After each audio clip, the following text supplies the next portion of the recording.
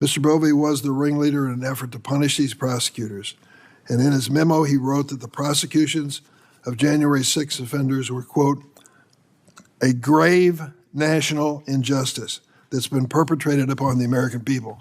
Not the conduct of the mobsters, the conduct of the Department of Justice attorneys who held these insurrectionists responsible for the damage that they did to our Capitol building and the threats to our government.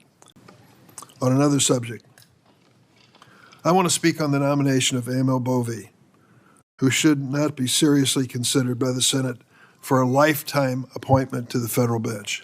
Lifetime. He led this administration's embarrassing efforts to strike a corrupt bargain with New York City Mayor Eric Adams, and he has been trailed by a history of complaints, long predating his affiliation with President Trump, about his temperament, his poor judgment, and lack of candor before the court. Think of it. We're talking about a judge for life. Attorney General Bondi conveniently did not announce her plan to keep the Epstein files hidden until shortly after our opportunity to question Mr. Bovee under oath about his involvement in this issue had passed.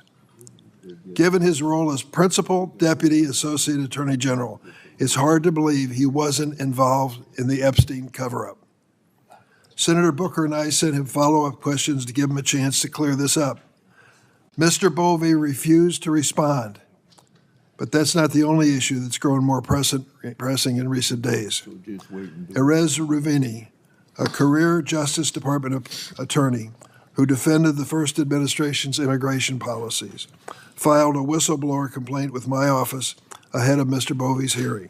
The complaint recounted that Mr. Bovee suggested Department of Justice might need to say, quote, F you to federal courts that issued orders that the administration opposed. Remarkably, Mr. Bovee couldn't deny delivering this message. He simply said in questions that Senator Schiff and I propounded to him that he did not recall whether he had used that kind of explicit language. So I asked Mr. Ruvini whether he could substantiate his claims. In response, Ruvini provided text messages, email exchanges, and other documents corroborating his allegations that Mr. Bovee had waxed poetic about violating court orders and spearheaded efforts to defy court orders and mislead federal courts. Mr. Chairman, despite your opening statement, this gentleman, this whistleblower, Mr. Ruvini, has volunteered to appear under oath before this committee. We asked you to hold his hearing on this Mr. Bovee until that opportunity was taken, and you decided not to. I think that's a mistake. If you question the veracity of Mr. Ruvini, he's ready to stand before you, raise his right hand, take an oath, and testify under oath. What more can you ask about credibility than that? And the Republicans refused to even consider him. His attempts to account for actions have ranged from absurd to nonsensical. This is Mr. Bovee. But one thing is clear. He has repeatedly excused the conduct of those violent January 6 criminals. Mr. Bovee was the ringleader in an effort to punish federal prosecutors for putting January 6 offenders behind bars. I have this memo ordering their termination right here. Understand what we're talking about. You're a member of the Department of Justice staff. You're a prosecuting attorney. You're given an order to proceed with the prosecution of an individual. You do so. You execute it in a professional and legal way. What happened in this case is if it happened to be a January 6th insurrection mobster, you can be dismissed from the Department of Justice under President Trump. Think about what that says about our Department of Justice. Mr. Bovee was the ringleader in an effort to punish these prosecutors, and in his memo he wrote that the prosecutions of January 6 offenders were, quote, a grave national injustice that's been perpetrated upon the American people. Not the conduct of the mobsters, the conduct of the Department of Justice attorneys who held these insurrectionists responsible for the damage that they did to our Capitol building and the threats to our government. These individuals desecrated our Capitol. Every member of this panel, virtually every member, some are new, every member of this panel who's been here for any period of time will never forget that day as long as they live. I respect this Capitol building as more than just a building. It is a symbol of who in the hell we are. And when these mobsters ran through it, rifled through our desk, posed for pictures, brought in Confederate flags, that was a sad moment in the history of the United States. You would never know it if you listen to Mr. Bovey's recounting of what he believes happened. He has called this a grave national injustice that they would be held accountable for attacking police. Each of you walked into this hearing room today confident that you were safe and secure. And you know why? Because that gentleman sitting in the back of the room is risking his life to make sure that happens. And 100 plus did so on January 6th. Are we to take these policemen for granted? I think that's awful.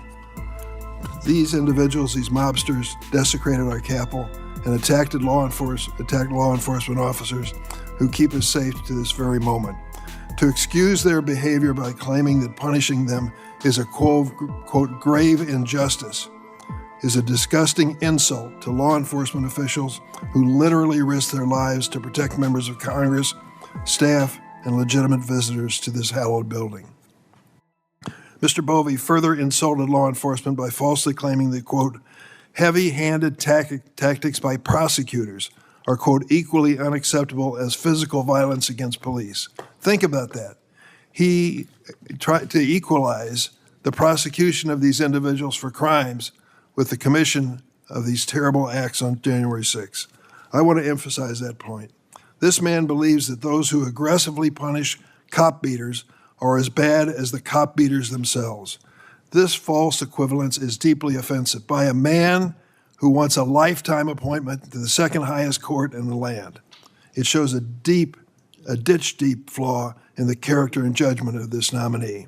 Mr. Bovey also has acknowledged that he provided legal advice on President Trump's disgraceful decision to pardon violent January 6 offenders. His conveniently faulty memory came into play once again when he said he couldn't recall. He couldn't recall whether he assisted President Trump on this issue. Oh, pardons of 1,600 people who've been prosecuted? Full unconditional pardons? Can't remember. Was I part of that? Mr. Bovey lacks the judgment and temperament to sit on the bench.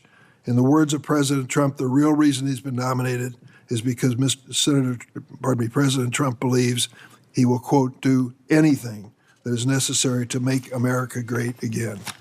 Mr. Chairman, I yield.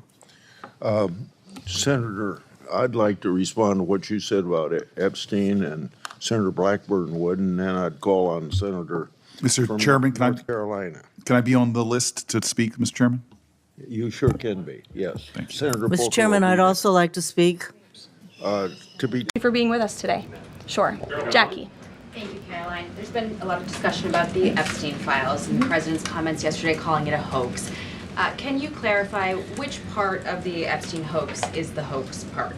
The president is referring to the fact that Democrats have now seized on this as if they ever wanted transparency when it comes to Jeffrey Epstein, which is an asinine suggestion for any Democrat to make. The Democrats had control of this building, the White House, for 4 years, and they didn't do a dang thing when it came to transparency in regards to Jeffrey Epstein and his heinous crimes. It was this president who directed the Department of Justice and the Attorney General to do an exhaustive review of all files related to Jeffrey Epstein, which they did. The Attorney General and the FBI, led by Pam Bondi, Dan Bongino, Kash Patel, these are great patriots, some of the most trusted voices in the Republican Party movement. It's part of the reason the president appointed them to these high law enforcement positions, and they spent many months going through all of the files related to Jeffrey Epstein, and they concluded what they found in that memo, which they drafted and they released. And so the president has been transparent. He has followed through on his promises to the American people, but he doesn't like to see Democrats and the mainstream media covering this like it's the biggest story that the American people care about. The president has been working so hard this week. On Tuesday, he went to Pennsylvania, where he secured $90 billion in investments for the Commonwealth, for the people of that state. After that, he came back to the Oval Office at 8 p.m. He went in there to whip votes to get the Genius Act signed into law. And because of his efforts, that bill is now going to be signed and passed. The following day, yesterday, he meets with a foreign leader, the King of Bahrain, to secure more investments into this country. And then yesterday afternoon, The president is in the East Room of the White House mourning with parents who have lost their children because of fentanyl, signing a bipartisan piece of legislation. And not a single cable network in this country took that event live and covered that event like they should.